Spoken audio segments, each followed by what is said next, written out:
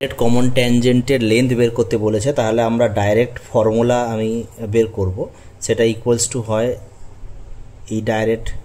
Common tangent, এটা DT ধরে লিখে রাখো না, ডাইরেক্ট কমন ট্যানজেন্ট এবার ডিসিটি,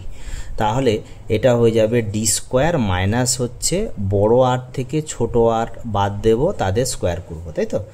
করলে ডি এটা যা হবে এটা। এবার ডি কোথায় দেখো, এখানে ডি আলাদা করে দেওয়া নেই, কিন্তু দেখো একটা কথা বলেছে এখানে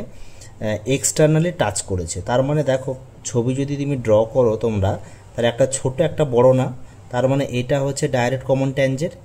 এটা আমরা ধরে নিই R1, এটাকে ধরে নিই R2, তাহলে এটাকে যদি আমি PA ধরে নিই, তাহলে PA এটা অ্যাকচুয়ালি PA সমান হচ্ছে √, এই দুটো সাম, দেখো এই দুটো সাম যেটা হবে সেটাই তো ডিস্টেন্স, তাহলে এটা সাম করো কত হচ্ছে